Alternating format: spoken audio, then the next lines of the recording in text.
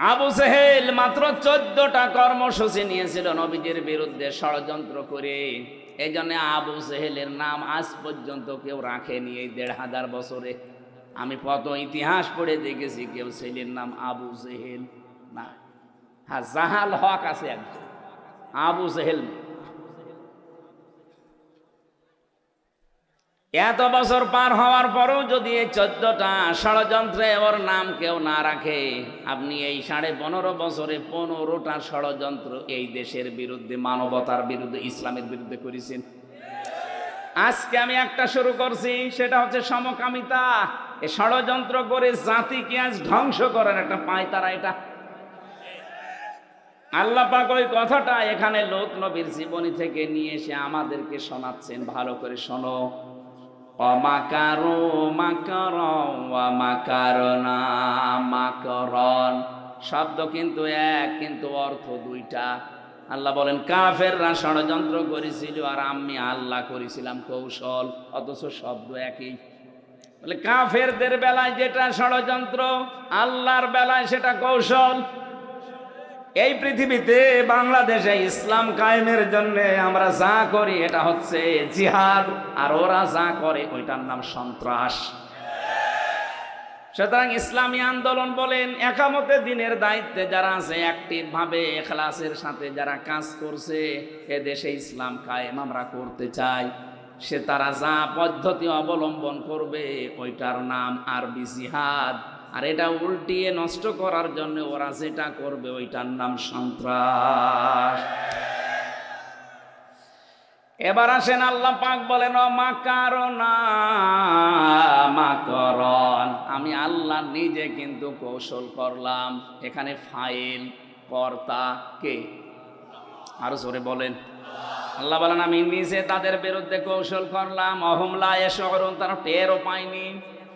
এরপরে আল্লাহ জবাব দিয়েছেন নবীজিকে, ফানজুর কাইফা কানা আকিবাতু মাকরিহিম।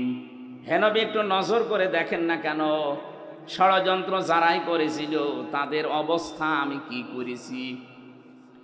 আন্না দাম্মারনাহুম ওয়া কওমাহুম আজমাইন। এই আন্না এর ফাইল সরাসরি আল্লাহ, দাম্মার না এটাও জমা মুতাকাল্লিমের পরে হোম দিয়েছেন। আল্লাহ পাক বলেন আমি নিজে তাদের শিকড় কেটে দিয়েছি এবং তাদের জাতিকে আমি আল্লাহ নিজে ধ্বংস করেছি। কিভাবে ধ্বংস করলাম তার প্রমাণের পরের আয়াতে একটা আছে, এদিকে তাকান। কুল্লা শাইইন যাওজাইন وَأَوْجَبَ عَلَيْنَا الْإِحْسَانَ بِالْوَالِدَيْنِ وَنَشْهَدُ أَنْ لَا إِلَهَ إِلَّا اللَّهُ وَحْدَهُ لَا شَرِيكَ لَهُ وَأَشْهَدُ أَنَّ مُحَمَّدًا عَبْدُهُ وَرَسُولُهُ سَيِّدُ الْكَوْنَيْنِ সাল্লাল্লাহু আলাইহি ওয়া আলা আলিহি ওয়া আসহাবিহি ওয়া আতবাইহি আজমাইন লাইলাও ওয়া নাহারান ফিত তারফাইন ফাকাদ ক্বালা আল্লাহু তাআলা ফি কালামিহিল মাজিদ ওয়া বুরহানিহিত তাওহীদ। أعوذ بالله من الشيطان الرجيم بسم الله الرحمن الرحيم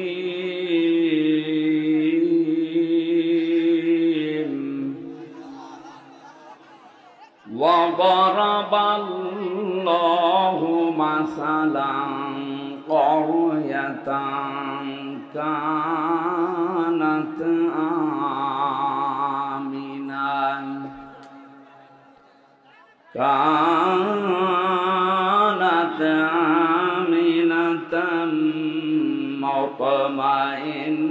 مطمئنة يأتيها رزقها رغدا يأتيها رزقها رغدا من كل مكان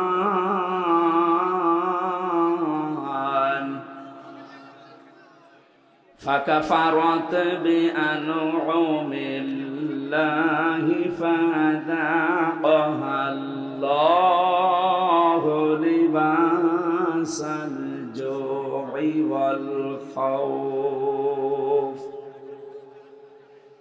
فذاقها الله لباس الجوع والخوف بما كانوا يصنعون صدقت يا ربنا. عن أبي هريرة رضي الله تعالى عنه قال قال النبي صلى الله عليه وسلم عليكم بالجهاد في سبيل الله فإنه باب من أبواب الجنة رواه ابن ماجه. وقال تعالى في شان حبيبي إن الله وملائكته يصلون على النبي يا أيها الذين آمنوا صلوا عليه وسلموا تسليما اللهم صل على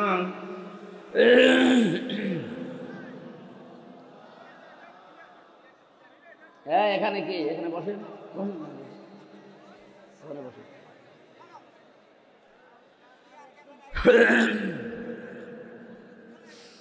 রাসূল আমার ভালোবাসা রাসূল আমার আলো আশা রাসূল আমার প্রেম বিরহের মূল আলোচনা রাসূল আমার কাজে কর্মের অনুপ্রেরণা। আলহামদুলিল্লাহ। বাংলাদেশের ঐতিহ্যবাহী জেলা ঝিনাইদহ শৈলকুপা থানার অন্তর্গত হাবিবপুর মাদ্রাসা প্রাঙ্গণে আব্দুল কাদের দারিস সুন্নাহ হাফিজিয়া মাদ্রাসার উদ্যোগে ঐতিহাসিক তাফসীরুল কোরআন মাহফিলের স্বনামধন্য সভাপতি অত্র মাদ্রাসার সম্মানিত মুহতামিম হাফেজ মাওলানা ইউনুস আলী দামাত বারকাতুহুমুল আলিয়া, মাহফিলের বিশেষ অতিথি ঝিনাইদহ জেলার কৃতি সন্তান বিশিষ্ট আইনজীবী রাজনীতিবিদ জনাব অ্যাডভোকেট আবু তৈয়ব রহমান, এতক্ষণ যিনি আলোচনা রাখলেন আপনাদের এলাকার সন্তান ইসলামিক চিন্তাবিদ শিক্ষাবিদ আমার বিশ্ববিদ্যালয়ের শ্রদ্ধাভাজন বড় ভাই জনাব মুফতি আশরাফ আলী ফারুকি আতালাল্লাহু উমরাহু ওয়া বারাকাল্লাহু ফি হায়াতি, বলেন আমিন। এখানে উপস্থিত আছেন ডাক্তার মমতাজুল করিম, মঞ্চে বসা যার মাধ্যমে এই মাহফিলে এসেছি আপনাদের এলাকার সন্তান,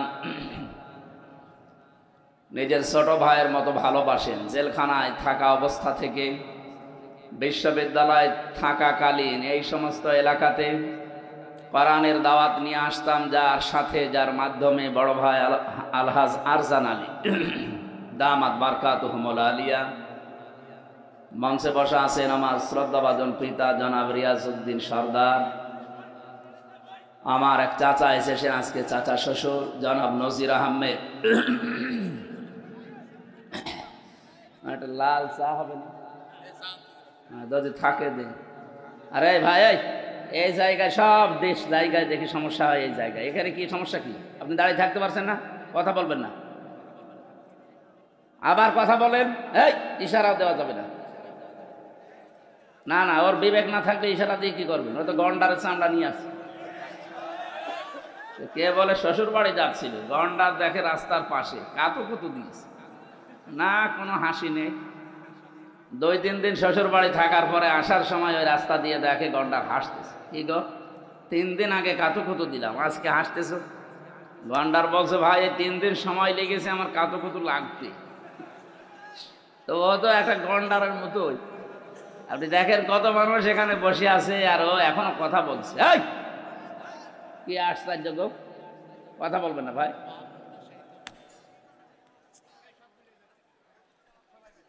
গত পরশুদিন আমি মৌলভীবাজার ছিলাম।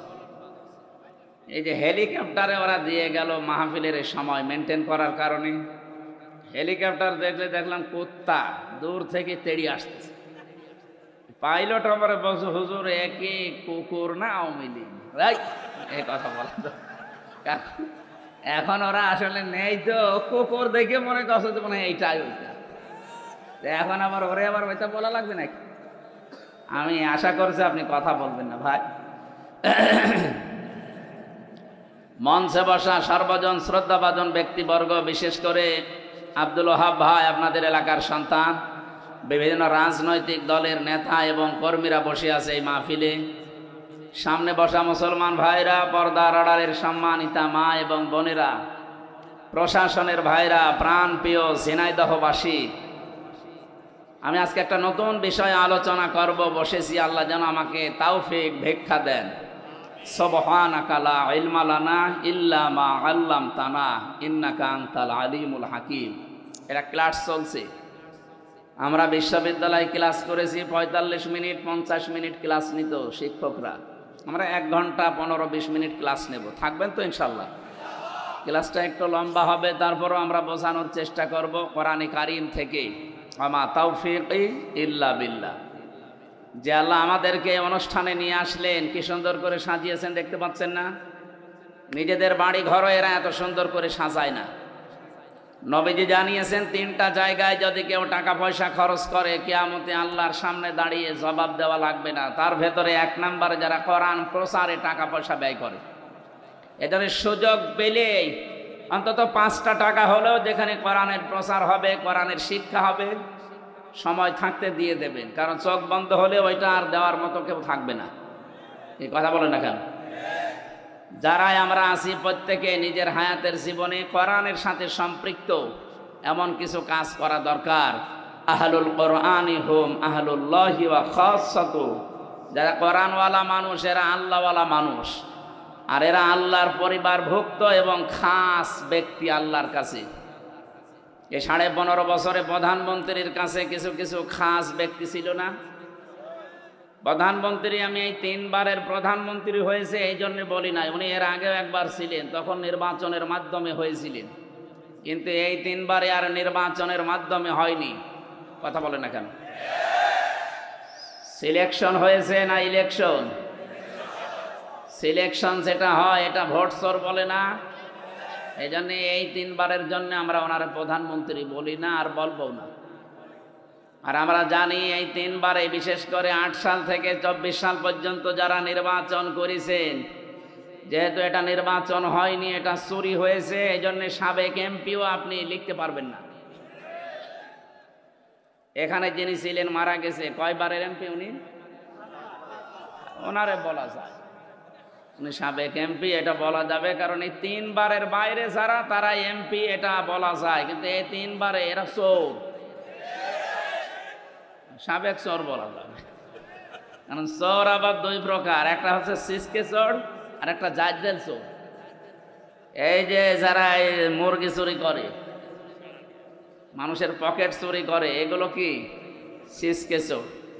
আর যাদের বেগম পাড়ায় বাড়ি আছে, সাহেব পাড়ায় বাড়ি আছে, সাহেব পাড়ার বাড়ি আমি দেখে এসেছি মালয়েশিয়া।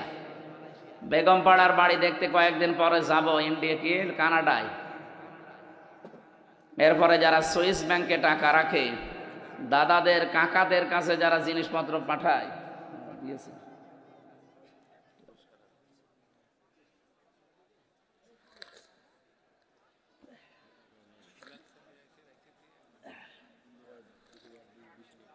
ঠিক আছে, খাই কাউকে দিয়ে দেন। এখানে দাঁড়িয়ে কি কিছু দেখছেন? বসে বসে বসে। আরে যে চলে যাচ্ছে কি সমস্যা কি? আর কিছু লাগবে না, কে আবার কে চা খাবে বলেন? আমার আর লাগবে না অন্তত, ইনশাল্লাহ। সুতরাং আমরা যেটা বোঝাতে যাচ্ছি, ক্লাস আকারে আপনি যেন ছাত্রের মতো জবাব দেন। 1 2 ছেলে মেয়েরা জবাব দেয় দেখেছেন, বুঝলেও দেয়, না বুঝলেও করে ওঠে, এইভাবে করে ওঠে। আমি আমার ওই ছোট মেয়েটা কেবল প্লেতে পড়ে ওরা ক্লাসে দিতে গিয়েছিলাম, বাইরে দাঁড়িয়ে আছি, ওই শিক্ষিকা কি যেন বোঝাচ্ছে দেখলাম, ও তো কি বোঝে না বোঝে আন্দাজ করে উঠে। হ্যাঁ, এইরকমই দরকার, বুঝুক না বুঝুক অন্তত যেন করে উঠবেন নাকি। তাহলে এই সমস্ত চোরগুলো যারা, এদেরকে এমপি বললে এমপি শব্দের অবমাননা হয়, কারণ আপনি তো এমপি না, আপনি এটা সাবেক এমপি লেখেন কোন কারণে? আপনি এদেশের ঘোড়াকেও যদি জিজ্ঞাসা করেন যে 15.5 বছরে কি নির্বাচন হয়েছে, ঘোড়াও হাসবে, এ কি বলে একটা কথা বলবে। অথচ 8-10 দিন আমরা লক্ষ্য করছি যারা 2 বোন একসাথে পালিয়েছে, ওনারা কিন্তু বিভিন্ন মোড়লদের কাছে এখন ধর্ণা দিচ্ছে যে আমরা নির্বাচিত ছিলাম, আমাদেরকে উৎখাত করা হয়েছে। এটা ডাহা মিথ্যা কথা। একটা হাসি মানুষ এরকম মিথ্যা কথা বলতে পারে? তো সারা জীবনই মিথ্যা বলছে, হাসি কি আর বাজি কি। তারপরও আমরা যারা হাসি আছি আমাদের গায়ে লাগে, তো এই কারণে কষ্ট লাগে। মানুষ ওনারে পাঁচি বলে ডাকে, শেষে এটা আমাদের অসে পড়ে, এই যে হাসি, এই যে এটা হাসি, হাসি না। এই জন্য আমরা চাই যেন হাসি যারা, এটা মিথ্যা কথা বলেন না। তামাম দুনিয়া আপনার কথা মানুষ জানে।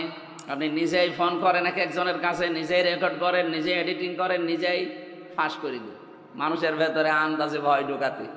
ফেসবুকের কোনো কথা বিশ্বাস করবেন না। বাংলাদেশের ঝিনাইদহ জেলার শৈলকুপায় মনে হয় স্যারের বাড়ি, সাজ্জাদ হোসেন, এই যে ডিএমপি কমিশনার হয়েছে। কালকে যেখানে ছিলাম, এই যে পাশে সাউদিয়া, ওখানকার একজন এসপি আছে জাহাঙ্গীর আলম, উনি এখন এই যে মৌলভীবাজার জেলা বললাম, ওখানকার এসপি। এই বৈষম্যের শিকার হয়ে এতদিন বাইরে ছিল, আল্লাহ এখন দায়িত্ব তারে দিয়েছেন। উনি আমাকে বলছিল যে হামজা ভাই, আপনি সারা দেশে কথা বললে এই কথাটা মানুষকে জানাবেন যে এই যে যারা ফেসবুকের কথা শুনে গুজবে কান দিয়ে উস্কানিতে পা দিচ্ছে, এরা যেন এটা বন্ধ করে। কিচ্ছু হয়নি, এদেশে সব ঠিক আছে। ষড়যন্ত্র দ্বারা করছে, এদের ষড়যন্ত্র বন্ধ হয়ে যাবে। কেন বন্ধ হবে বলেন তো? ভালো করে খেয়াল করে আমি মিলিয়েছি। কোরআনে কারিম সূরা নমল 19 নম্বর পারার 20 নম্বর পৃষ্ঠার 6 নম্বর লাইনের 50 নম্বর আয়াতে আছে। এটা তাফসিরে হাক্কানিতে পাবেন। আল্লাহ পাক বলেন, ওয়া মাকারু মাকারা ওয়া মাকারনা মাকারা ওয়া হুম লা ইয়াশউরুন। খুব খেয়াল করে শব্দগুলো মিলাবেন। আল্লাহ বলেন, ওরা ষড়যন্ত্র করেছিল। মাকরন মাজদার দিয়েছেন। নবী আপনি জানেন এদের ষড়যন্ত্র কেমন। ফাকাদ মাকারু মাকরাহুম ওয়া ইনদাল্লাহি মাকরুহুম ওয়া ইন কানা মাকরুহুম লিতাজুলা মিনহুল জিবাল। সূরা ইব্রাহিমের ভেতরে আল্লাহ আয়াতগুলো দিয়ে জানিয়েছেন, হে নবী, ওদের ষড়যন্ত্র এমন কঠিন এবং ভয়ঙ্কর ছিল, এত মজবুত ষড়যন্ত্র ওরা করেছিল যে পাহাড় পর্যন্ত তার জায়গা ছেড়ে দিয়ে চলে যাবে। শব্দের অর্থ খেয়াল করেছেন, কত ভয়ঙ্কর শব্দ আল্লাহ দিয়েছেন, যে পাহাড় পর্যন্ত ওদের ষড়যন্ত্রের কারণে নিজের জায়গা ছেড়ে দিয়ে চলে যাবে। অথচ পাহাড় বুঝি না আমরা। আল্লাহ পাক বলেন, ওয়া ইলালে জিবালি কাইফা নুসিবাত। আপনি পাহাড়ের দিকে একটু তাকান না কেন? এ পাহাড়কে আমি জমিনের ভেতরে ব্রেক করে গেঁথে দিয়েছি, পেরেক স্বরূপ। এটা গজাল পেরেক। এই যে এই কাঠের উপরে ব্রেক মারা আছে, এই যে ব্রেক দেখা যাচ্ছে, এই ব্রেকের মাথাটুকু শুধু দেখা যায়, ভেতরে যা আছে উপরের এই মাথার চাইতে কি কম না বেশি? বেশি মানে 20 ভাগ বেশি। ভেতরে কাঠের ভেতরে যদি 20 ভাগ প্রবেশ করে, উপরে হয়তো 1 ভাগ একটু একটু সামনে যে ভেসে আছে মাত্র 1 ভাগ, 19 ভাগ নিচে গেড়ে গেছে। আল্লাহ পাক বলেন জমিনে আমি পাহাড়গুলো ঠিক এভাবেই লাগিয়ে দিয়েছি যেমন নড়াচড়া না করে। তার মানে পাহাড় আমরা দেখতে পাই, যেটা কয়েকদিন আগে পঞ্চগড়ে থেকে তাকালাম হিমালয়ের দিকে ৩৬,০০০ ফিট এটার জন্য মাটির উপরে থাকে। সৌদি আরবে এমন এমন পাহাড় যেখানে নবীজি লুকিয়েছিলেন, ওটা ৩.৫ ঘন্টা সময় লেগেছিল আমারই ১৬ সালে, তখন আর একটু শক্তি ছিল। আরে রমজানে আমি এবার গিয়ে একা একা, ওই সময় উঠেছিলাম, এখানে কোরআনে কারিম নাজিল হয়, ওই সময় লেগেছিল ১ ঘন্টা ৫ মিনিট। এত বড় বড় পাহাড় যেখানে উপরে, তাহলে নিচের চাইতে যদি ২০ ভাগ বেশি গেড়ে দেওয়া থাকে, তো পাহাড় নিচে আছে কত? এই পাহাড় পর্যন্ত নড়ে যাবে, টলে যাবে, নিজের জায়গা ছেড়ে চলে যাবে, এমন ষড়যন্ত্র করেছিল কাফেররা। ১৫০০ বছর আগে মুহাম্মদুর রাসূলুল্লাহর সময় আবু জেহেল ১৪টা ষড়যন্ত্র করেছিল নবীর বিরুদ্ধে। এটা সিরাত ইবনে হিশামের ভেতরে পাবেন। আর এই ১৫.৫ বছরে যারা ২ জন পালিয়েছে, ওনাদের ষড়যন্ত্র আমি হিসাব করে পেয়েছি ১৫টা। তাহলে আবু জেহেলের চাইতে ১ কাঠি উপরে। ফেরাউনের জীবনী পড়েছিলাম, ওই সময় সে ৬ জন জাদুকরকে হত্যা করেছিল। কেউ লিখেছে ৭ জন। ৭ জন জাদুকর হযরত মুসা আলাইহিস সালামের প্রতি ঈমান আনার কারণে তাদেরকে সে হত্যা করেছিল। হত্যা বলতে তার প্রথমে ১ হাত কেটেছে, ১ পা কেটে দিয়েছে। কথা বলতেছেন ভালো করে বুঝুন। ১৫০০ বছর আগে না, এটা আবার হাজার হাজার বছর আগের কথা। আল্লাহর উপরে ঈমান আনার কারণে, হযরত মুসা আলাইহিস সালামের প্রতি ঈমান আনার কারণে ওই জামানার ফেরাউন যে ছিল, এ জাদুকরদের ৬ থেকে ৭ জনের বিপরীত অঙ্গ কেটে দিয়েছিল, বিকলাঙ্গ করে দিয়েছিল। অথচ আমরা দেখলাম এই ২৪ সালের ৫ই আগস্টের আগ পর্যন্ত যারা দায়িত্বে ছিল ওরা ৭ জন না, প্রায় ২৭৮০ জন মানুষের হাত, পা, চোখ, অন্ডকোষ কেটে ফেলা লেগেছে। আপনি একটু খেয়াল করে দেখেন, সারা দেশে সরকারি জরিপ বলছে এটা ২৭৩২ জন মানুষ মারা গেছে আন্দোলনে, আর ২৭৮০ জন মানুষ এখন হাসপাতালে এক একটা অঙ্গ হারিয়ে কাঁদতেছে। কেউ হাত হারিয়েছে, কেউ পা হারিয়েছে, কেউ চোখ হারিয়েছে, কেউ অন্ডকোষ হারিয়ে ফেলেছে। আপনি একটু মিলান, ফেরাউন যদি মাত্র ৭ জনের বিপরীত হাত আর পা কেটে দিয়ে এই ইতিহাস হয়ে থাকে, ফেরাউনের নাম শুনলেই মানুষ এখন ঘৃণা করে। যাদের কারণে ২৭৮০ জন মানুষের অঙ্গ প্রত্যঙ্গ কাটা পড়ে গেল, এরা বিকলাঙ্গ হয়ে গেল, বলেন তো এরা কত বড় ফেরাউন? এই মোবাইলে কথা বলেন মানে আপনি তো শুনছেন না। ১ ঘন্টা সব বন্ধ রাখেন। কি এত গুরুত্বপূর্ণ বলা লাগবে? আপনি এসেছেন কোরআন শোনার জন্য, বোঝা লাগবে, শিক্ষা নিতে হবে। যদি না নিতে পারেন বাড়ি যাই গল্প করেন, কথা বলা যাবে না। অনেক মানুষ ভাবছে মনে মনে যে যা বলছে সবই তো বিরুদ্ধে। আরে বিরুদ্ধে গেলে আমি কি কোরআন শরীফ বানাবো? যা আছে তাই তো বলছি, কথা বলে না কেন? এই যে ২টা বিষয় সামনে নিয়ে আসলাম, ফেরাউনের মাত্র ৭ জন মানুষকে বিকলাঙ্গ করে দিয়ে যদি এত বড় ইতিহাস তৈরি করতে পারে ফেরাউন, এখনো পর্যন্ত মিশরের জাদুঘরে আছে, মানুষ যায় আর ঘৃণা করে, থুতু ছিটায়, কথা বলেন না কেন? ২৪ সালের ৫ই আগস্টের আগ পর্যন্ত যাদের কারণে শুধু ৭ জন না, ২৭৮০ জন। আমি কুষ্টিয়ায় ৬ তারিখে গিয়েছিলাম, যে দেখি হাসপাতালে ওই যে আগস্টের ৬ তারিখে কারো হাত নেই, কারো পা কেটে ফেলেছে, কারো চোখ নেই, অন্ডকোষ উড়ে গেছে। আর ১৪ জন তো জায়গায় মারা গেছে, পরে ২ জন ১৬ জন। এত মানুষের হত্যাকারী যারা, বিকলাঙ্গকারী যারা, যাদের কারণে মানুষ হাত পা হারিয়ে ফেলে আর সমাজের বোঝা হয়ে আছে। বলেন তো, যার একটা হাত নেই, একটা পা নেই, একটা চোখ নেই, ও তার পরিবারের জন্য বোঝা, তার সমাজের কাছে সে বোঝা, তার এই রাষ্ট্রের কাছে যে সারা জীবন যতদিন বেঁচে আছে বোঝা হয়ে বেঁচে আছে। এই কাজ যারা করে গেল এরা কিয়ামতের দিন আমার মনে হয় ফেরাউনের সাথেই উঠবে। প্রথম নাম্বারটা কি বললাম? আবু জেহেল মাত্র 14টা কর্মসূচি নিয়েছিল নবীজির বিরুদ্ধে ষড়যন্ত্র করে। এই জন্য আবু জেহেলের নাম আজ পর্যন্ত কেউ রাখেনি। এই 1500 বছরে আমি কত ইতিহাস পড়ে দেখেছি কেউ ছেলের নাম আবু জেহেল না। হ্যাঁ, জাহাল হক আছে একজন, আবু জেহেল। এত বছর পার হওয়ার পরেও যদি এই 14টা ষড়যন্ত্রে ওর নাম কেউ না রাখে, আপনি এই 15.5 বছরে 15টা ষড়যন্ত্র এই দেশের বিরুদ্ধে, মানবতার বিরুদ্ধে, ইসলামের বিরুদ্ধে করেছেন। আজকে আমি একটা শুরু করছি, সেটা হচ্ছে সমকামিতা। এই ষড়যন্ত্র করে জাতিকে আজ ধ্বংস করার একটা পায়তারা এটা। আল্লাহ পাক ওই কথাটা এখানে লূত নবীর জীবনী থেকে নিয়ে এসে আমাদেরকে শোনাচ্ছেন। ভালো করে শোনো। অমাকারো মাকারন ওয়া মাকারনা। মাকরন শব্দ কিন্তু এক, কিন্তু অর্থ দুইটা। আল্লাহ বলেন কাফেররা ষড়যন্ত্র করেছিল আর আমি আল্লাহ করেছিলাম কৌশল, অথচ শব্দ একই। বলে কাফেরদের বেলায় যেটা ষড়যন্ত্র, আল্লাহর বেলায় সেটা কৌশল। এই পৃথিবীতে বাংলাদেশে ইসলাম কায়েমের জন্য আমরা যা করি এটা হচ্ছে জিহাদ, আর ওরা যা করে ওইটার নাম সন্ত্রাস।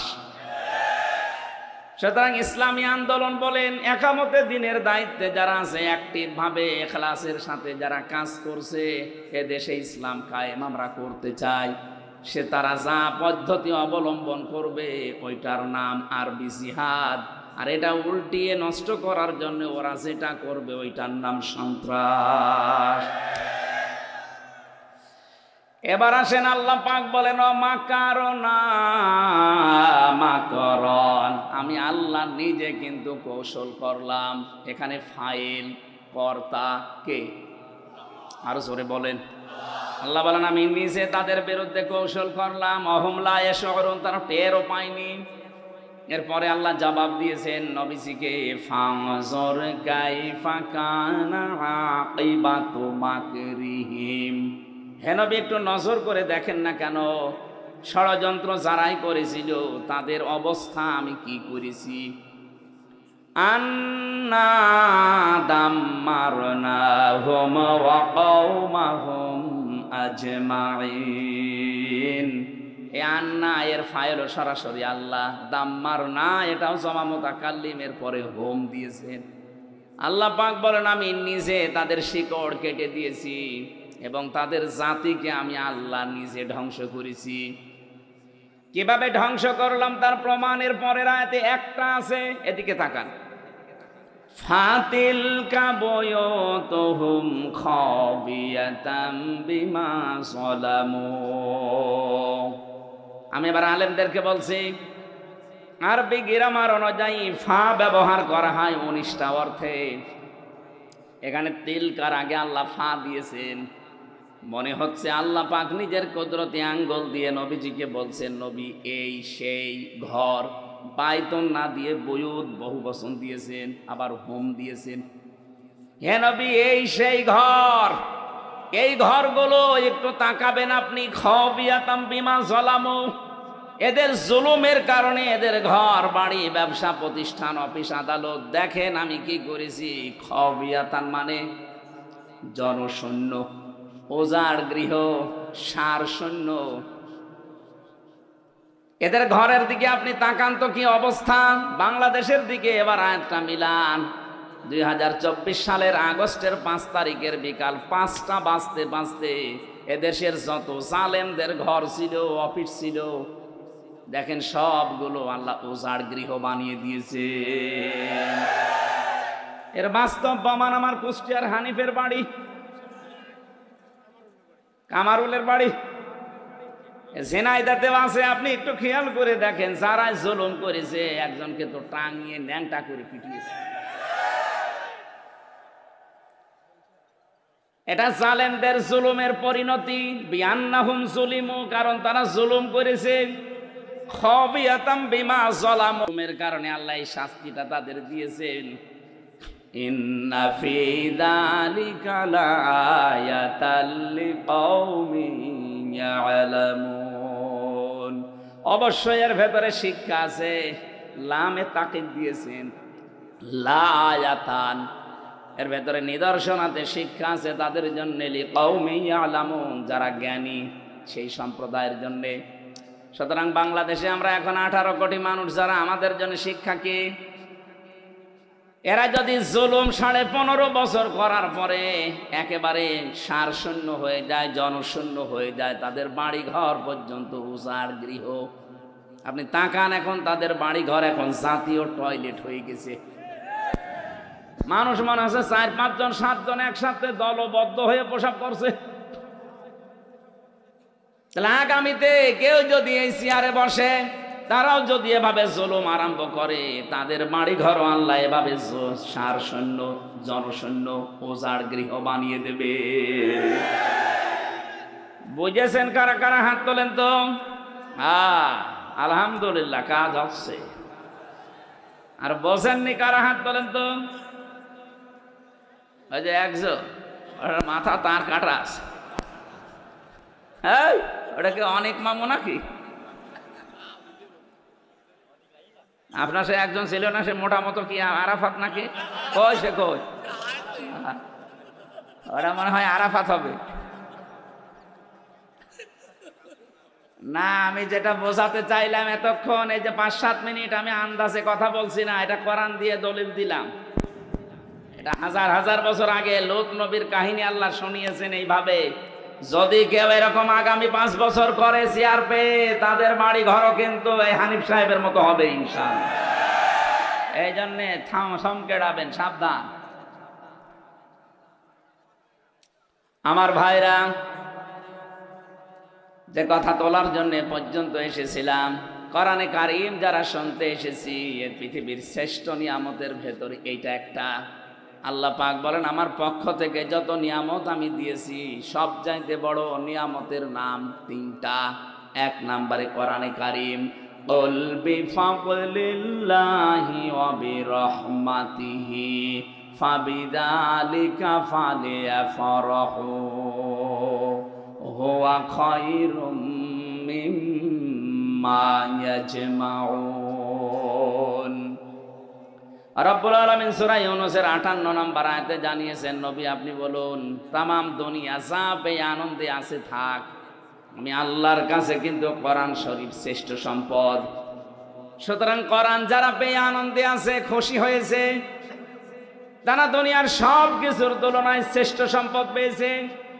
আজকের এই আলোচনার সাথে সম্পর্ক কিসের? আরো জোরে বলেন। এই যে সুন্দর করে সাজিয়েছে, কিসের কারণে? শুধু হামজা আসবে এই জন্যে সাজাতো। কতবার তো হামজা এমনিতে ওহাব ভাইয়ের বাড়ি, আরজান ভাইয়ের বাড়ি এসেছে, কই সাজাইতো নি? আজকে এসেছে কোরআনের জন্য, এই জন্য এত সাজগোজ। এই জন্য দুনিয়া থেকেও যদি কোরআনের প্রচারে, কোরআনের প্রসারে, কোরআনের শিক্ষায়, কোরআন কায়েমে টাকা খরচ করে, কিয়ামতের দিন ওই টাকার হিসাব আল্লাহ নেবেন না। 2 নম্বরে কেউ যদি পরিবারস্থ লোকদের জন্য তাদের জায়েজ কাজ মেটাতে খরচ করে, ওই টাকার হিসাব দেওয়া লাগবে না। 3 নম্বরে যদি কেউ জিহাদের ময়দানে কাজ করে, ওখানে যদি আপনি যেতে নাও পারেন, ওদের পেছনে খরচ করলে ওই টাকারও হিসাব দেওয়া লাগবে না। তাহলে হিসাব হবে না কয়টা জায়গায় টাকা খরচ করলে? আরো জোরে। 1 নম্বরে কোরআনের কারণে, 2 নম্বরে পরিবারস্থ লোকদের জন্য, 3 নম্বরে জিহাদের ময়দানে যারা কাজ করে তাদের জন্য। আশা করছি আমার কথার অর্থ আপনি বুঝেছেন। কথা বলে না কেন? কিন্তু আজ আমরা এই সমস্ত জায়গায় আনন্দ পাই না, খুশি না। আমরা আনন্দ করি অনেকে সুদ খেয়ে। না, এদেশে সুদ নেই। এখানে বহু মানুষের চেহারা দেখে বোঝা যাচ্ছে এরা টাকা ছেড়ে রাখে আর টাকা আসে। 1000 টাকা ছেড়ে রাখে, মাসে মাসে 1100 টাকা করে পায়। কি কথা বলছেন? এটা মায়ের সাথে সুদ খাওয়া, জেনা করার গুনাহ। কল্পনায় যেটা আসে না সেই কাজ আপনি করতেছেন, আর আপনি নামাজ পড়েন। এই জন্য এই কাজে যারা আছেন, টাকা ছেড়ে রাখেন, টাকা আসে, অনেকে বলে আমি লাভ খাই, ইন্টারেস্ট খাই, জিনিস একই। কথা বলে না কেন? ও টয়লেটও যার নাম, গো তার নাম, জিনিস আলাদা? জিনিস তো একই, নাম আলাদা দিলেই হবে। যারা খাচ্ছেন আশা করছি আজকের এই দিন থেকে এটা ছেড়ে দেওয়া লাগবে। কারা কারা ছেড়ে দিতে রাজি আছেন হাত তোলেন তো। তার মানে এই এলাকায় অনেকে খাচ্ছে, ঠিক আছে। বাবা শাহজালাল সব হালাল না, জেনাইদা জেলা খাচ্ছেন যারা ছেড়ে দেবেন। ব্যাংকিং ব্যবস্থা বাংলাদেশে যেগুলো আছে, অর্থনীতি, এটা যে ইবাদত অনেকে জানেই না, মনে করে এ দুনিয়ার কাজ না। সোনালী, চৈতালি, যে সমস্ত ব্যাংকগুলো আছে না, সোনালী, রূপালী, অগ্রণী, চৈতালি, এ ব্যাংকের চাইতে ইসলামী ব্যাংকে কারবার করা ইমানের দাবিতে 100% স্বচ্ছ। আপনি যদি ওই সমস্ত ব্যাংকে কারবার করেন, বলো ঔষধ এ ঔষধ, এটা কাফেরদের কথা। ওয়াহাল্লাল্লাহুল বাইআ ওয়া হাররামার রিবা, আল্লাহ ব্যবসাকে হালাল করেছে আর সুদকে হারাম করেছে। ওই জামানায় কাফেররা বলতো ও সুদও চা ও ব্যবসাও তা। এখন অনেকে আজ বিভিন্ন জেনারেল ব্যাংকের সাথে ইসলামী ব্যাংক মিলিয়েছেন। আরে ভাই, এতদিন এই শয়তান, এই জালেমরা 15.5 বছরে ইসলামী ব্যাংকে হাত দিয়ে ওরা 75,000 কোটি টাকা আত্মসাৎ করেছে। ইসলামপন্থী এদেশের জনগণের ঘাম ঝরানো টাকাগুলো এই ব্যাংকটা প্রতিষ্ঠিত হয়েছিল। এদেশে শরিয়া ব্যাংক আছে, শরিয়া বোর্ড আছে এই ব্যাংকের জন্য। গোনা যদি হয় তাদের হবে, আপনার অসুবিধা নেই। নবীজি 13 বছর মক্কায় নামাজ পড়েছিলেন, কাবা শরীফে, না পড়েননি? আর 10 বছর পড়েছিলেন কোথায়? মদিনায়। বলেন, এই যে 13 বছর তিনি নামাজ পড়লেন মক্কায়, ওই সময় কাবা শরীফের ভেতরে মূর্তি ছিল না? কয়টা? 360টা। কয়টা? কি মনে হয় আপনার বলেন? 360টা মূর্তি সামনে নিয়ে নবীজি নামাজ পড়লেন, ওনার নামাজ হয়েছে? এ বলছে না, এ বলছে হ্যাঁ। কি বলেন, আপনার কি মনে হয় ওনার নামাজ হয়েছে না হয়নি? কেন হয়ে গেল নামাজ? কারণ উনি অপারগ ছিলেন। এই 13 বছরে একটা মূর্তিও সরানোর ক্ষমতা ওনার। বলেন বলেন, যখন ক্ষমতা পেয়েছেন মদিনার প্রেসিডেন্ট হয়ে, একটা মূর্তি ছিল? আর সবগুলো দিয়ে আলীকে দিয়ে ভাঙিয়েছেন, নিজে ভেঙে ভেঙে ফেলে দিয়েছেন। যে যতদিন পর্যন্ত দেশে যাকাত ভিত্তিক অর্থনীতি কায়েম না হবে, ততদিন আপনি ইসলামী ব্যাংকে নির্দ্বিধায় কাজ করেন, কোনো গোনা নেই, গোনা হলে ওদের হবে। শরীয়তের কিছু নিয়ম নীতি, ইসলামিক অর্থনীতির যেগুলো মেইনি অন্তত চলছে, তারা চেষ্টা চালাচ্ছে। 100% সম্ভব না, কারণ যতদিন রাষ্ট্রে যাকাত কায়েম না হবে রাষ্ট্রীয়ভাবে, ততদিন এদেশে যদি ফেরেশতাও ব্যাংক চালায়, তারও সুদ খাওয়া লাগবে। এই জন্য যতদিন কায়েম না হয়, নবীজি যেমন রাষ্ট্রপতি যতদিন না হয়েছেন, ততদিন মূর্তি সামনে নিয়েই, বলেন না কেন, মূর্তি সামনে নিয়েই আমরা যতদিন ইসলাম কায়েম করতে না পারি, ততদিন পর্যন্ত কাজ কারবার করলে ইসলামী ব্যাংকে করবে। এদের মোশারাকার সিস্টেম আছে, মোদারাবা আছে, মোরাবাহা আছে, বায়ে সালাম আছে, বায়ে মুআজ্জাল আছে, বায়ে ইস্তেসনা আছে, বায়ে ওয়াহেদা আছে, অনেকগুলো নিয়ম নীতি আছে, প্রকার ভেদ আছে। নবীজি নিজে মোদারাবা করেছিলেন খাদিজাতুল কুবরার সাথে। খাদিজা টাকা দিয়েছে, নবীজি শ্রম দিয়েছে। কথা বলছেন না? জিজ্ঞাসা করেন যারা আলেম আছে, খাদিজা অর্থ দিয়েছিলেন, নবীজি শ্রম দিয়েছিলেন। ব্যবসা করেন উনি, এটার নামই তো মোদারাবা। ইসলামী ব্যাংক এইটা করে। যদি গোনা হয় এরপরও ওনাদের হবে, আপনার চিন্তা নেই। এরপরও যারা সুদ খাচ্ছে, আপনি বললেন যে আমি ছেড়ে দেব, কয়েকদিন পরে কিন্তু আমি আবার আসতেছি। এই যে ঝেনাইদা কি দারুস সালাম না কি মাদ্রাসা, ওটা হয় আপনাদের, ওটার নাম কি, রিয়াজুল জান্নায় আসবো সামনে মাসে। এটা ডিসেম্বর জানুয়ারির হয়তো 13 তারিখ মনে হয়।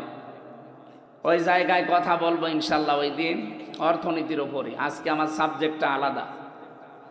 আমার আজকের বিষয় হচ্ছে গোনাহের কারণে আল্লাহ শাস্তি নাজিল করেন। কি কি ধরনের শাস্তি আসে কোন গোনায়, আমরা ওগুলো জানার পরে ছেড়ে দেবো ইনশাল্লাহ। কি থাকবেন না? তাহলে যারা সুদ খেয়ে আনন্দ করছেন, এরা মায়ের সাথে জেনা করছেন। আর বড় গোনা কি? আল্লাহ রাসূলের সাথে যুদ্ধ করা। এইটা করে অনেকে আনন্দে আছে। অনেক মানুষ দেখা যায় তারা এতিমের মাল আত্মসাৎ করে আনন্দে আছে। আল্লাহ পাক বলেন, ইন্নাল্লাযীনা ইয়াকুলুনা আমওয়ালাল ইয়াতামা যুলমান ইন্নামা ইয়াকুলুনা ফি বুতুনিহিম নারা ওয়া সায়াসলাউনা সাঈরা। জোরে বলেন আল্লাহু আকবার। আল্লাহ রাব্বুল আলামিন বলেন, পৃথিবীতে নিশ্চয় যে বা যারা এতিমের মাল সম্পদ খাচ্ছে ভবিষ্যতেও খাবে জুলমান, জুলুম করে। এখানে জুলমান শব্দের অনেকগুলো ব্যাখ্যা লেখা আছে। ফাঁকি দিয়ে, না বলে, বিভিন্ন কায়দা কৌশল করে, এমনকি উল্টা পাল্টা করে তার জমি জায়গা লিখে নেওয়া, এটা জুলুম। আজ অনেকে ভাইয়ের জমি লিখে নেন ফাঁকি দিয়ে, এটা কি জুলুম? বলেন না কেন? সে হয়তো আপনার কাছে অসহায়, আপনি বড় ভাই, সে ছোট ভাই, আপনি লেখাপড়া জানেন, যোগ্যতা আছে, সে হয়তো মূর্খ মানুষ, জানে না, বিশ্বাস করে এমন কায়দা করে টিপসই নিয়ে তাকে আপনি ফকির করে দিলেন। এরপরে যে সম্পদের মালিক হলেন, টাকা পয়সা, জমি জায়গা, এখান থেকে যে ফসল আসে, টাকা পয়সা কামাই হয়, এইটা যারা খায়, ইন্নামা ইয়াকুলুনা ফি বুতুনিহিম নারা, ওরা যেন পেটের ভেতরে জাহান্নামের আগুন ঢোকাচ্ছে। বলেন নাউজুবিল্লাহ। বাংলাদেশে হিসাব করলে মানুষ পাওয়া যাবে না, যাবে না? বলেন, বাংলাদেশ লাগবে না? এখানেও আছে না নেই? কারা কারা এতিমের মাল এভাবে, ভাইয়ের মাল, বোনের মাল, নিজের মেয়ের মালও পর্যন্ত আত্মসাৎ করছেন? যারা শরীক ফাঁকি দেন মানুষের, দুইটা গোনা হবে আপনার। এক নম্বরে আপনার চেহারার উজ্জ্বলতা আল্লাহ নষ্ট করে দেবে। দেখবেন এলাকায় যারা শরীক ফাঁকি দিয়েছে, ওদের চেহারার ভেতরে আল্লাহ নূর তুলে নিয়েছে। এখানেও আছে, আমি চেহারা দেখলেই বলতে পারবো শরীক ফাঁকি দিয়েছে। আপনি দাঁড় করান লাইন দিয়ে, দেখলেই বোঝা যাবে যে হ্যাঁ, ও মেরে খায়। এক কথা বলছেন। দ্বিতীয়টা কঠিন, মরণের সময় আপনার ঈমান নসিব হবে না, আপনি বেঈমান হয়ে মারা যাবেন। আপনি ভাইকে, বোনকে, অন্যকে ফাঁকি দিয়ে বিশাল সম্পদের পাহাড় তৈরি করে গেলেন। কি হবে আপনার এই সম্পদ? বাস্তবতা কি বলে বলেন? আপনি 200 বিঘা জমির মালিক, এদিকে থাকান, 500 বিঘা জমি আপনি তৈরি করে গেলেন, 100 বছর পরে তো আপনার থাকবেন না, নাকি? বলেন বলেন। বিবেক দিয়ে ভাবেন, 200 বছর পরে আপনি আবার দুনিয়ায় আসলেন, 100 বছর পরে মরে গেলেন, 200 বছর পরে আসলেন, মাত্র 300 বছরের ব্যবধানে যদি এই 500 বিঘা জমি আপনার ছেলের ছেলের ছেলে, যারা 3 পুরুষের পরে, এরা ব্যবহার করবে কি? আপনি যদি এসে বলেন যে এগুলো আমি কিনেছিলাম, এ বাড়ি আমার, দাঁত মুখ খুলে ফেলবে। ইয়ার কি মারো কে তুমি? তোমার যদি থাকার জায়গা না থাকে, শৈলকুপা বাজার মসজিদের বারান্দায় রাত থেকে ফটো, এখানে আর জায়গা নেই। এটাকে হাসির খোরাকি দিলাম? চিন্তায় তো মাথা নত হয়ে যাওয়ার কথা, যে কি শুনছি, কার জন্য আমি করলাম। আর যারা ঘুষ খায়, কি করছেন আপনি ঘুষ খেয়ে? বিশাল বিশাল ফ্ল্যাটের মালিক হবেন, জমি জায়গা, টাকা পয়সার আপনি সম্পদের পাহাড় তৈরি করে রাখলেন। আপনি মাত্র 200 বছর পরে ফিরে আসেন, এই ফ্ল্যাটের জীবনও আপনাকে আর উঠতে দেবে না।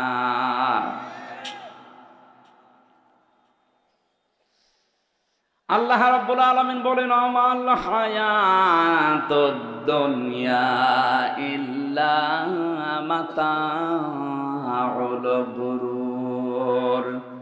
হে নবী, পৃথিবীর জমিনটাই কিন্তু এরকম একটা ধোঁকা। এটা কি? আমি আমার বাবার সাথে ভালো ব্যবহার করি আমার আখেরাত ভালো হওয়ার জন্যে। কথা বলে না কেন? আমি আমার বাবাকে যদি ছেড়ে দেয় আমার আখেরাত ভালো হওয়ার জন্যে, আর দেখে যদি উনি আল্লাহ রাসূলকে মানে না, এরকম বাবাকে আমিও মানি না। আমি আমার মায়ের সাথে ভালো ব্যবহার করি আমার নিজের জন্যে, আমার আখেরাত তৈরি করার জন্যে। মাকেও যদি ছেড়ে দেওয়া লাগে, যদি দেখি না এও আল্লাহ রাসূলের বিরুদ্ধে অবস্থান নিয়েছে, ভালো ব্যবহার করব, কিন্তু মন থেকে মেনে নেওয়া সম্ভব না। এই কথা বলে না কেন? আমি এই যে দাঁড়িয়েওয়ালা আশরাফ ভাইকে ভালোবাসি, এটা আল্লাহর জন্যে। যদি দেখি না ওনার কর্মকাণ্ড ইসলামের বিরুদ্ধে, ওনারে ঘৃণা করতেও আমার 1 সেকেন্ড সময় লাগবে না।